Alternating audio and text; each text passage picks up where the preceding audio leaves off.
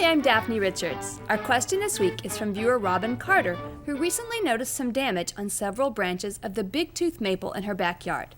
Robin writes, "The tree is about 20 years old, and in the last several years it's developed large, oval, scarred areas where the bark has fallen away. These ovals are about the size of a hand and seem to be spreading about the tree, starting small and then growing." Well, Robin, the good news, at least relatively, is that this appears to be a physical injury and not something caused by disease or insects. This type of damage pattern is similar to what happens when a young branch, which has only a very thin layer of protective bark, is bumped or cut in some way. If something penetrates the bark and damages the living tissue, it's hard for the tree to recover and repair itself. In most cases, a relatively small area is damaged, but as the branch grows and elongates, the damaged area gets stretched, causing it to elongate and get bigger.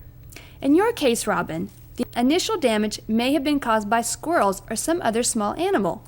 Regardless of what caused the damage in the first place, the area surrounding it is now exposed to the elements in an unnatural way, making it more susceptible to moisture and potential decay. So there probably is a slow process of natural dieback happening. But is this a disease running rampant and moving branch to branch in your tree? I really don't think so. Big-tooth maple trees have very few reported susceptibilities to insect and disease issues. But since the problem areas are on the undersides of the branches in shadow, it's a little hard to see the damage clearly. At this point, I would recommend continuing to watch the affected branches to see if they remain healthy despite the damage. If so, let the tree recover naturally and keep an eye out to see if you can catch the critter and get to the bottom of this mystery. But if those branches are weak and not recovering well, go ahead and prune them out of the tree and encourage regrowth in other areas to compensate. And if the issue persists, call a certified arborist to come take a look at the situation in person. Instead of describing a single plant this week, we've chosen to highlight a few that attract butterfly and moths to our gardens. So many of you sent us beautiful photos of butterflies that we wanted to showcase them all. It's obvious that our viewers value pollinators and that you're on the spot to attract them to your garden in all of their life cycles. It's important to recognize larval plants. Swallowtail larvae can be found on cilantro, parsley, and dill, among other plants. Christina Pasco found this giant swallowtail larva on her key lime. They do love citrus leaves. You may also find moth larvae in your garden. Kathy Hart discovered this sphinx moth caterpillar in her yard.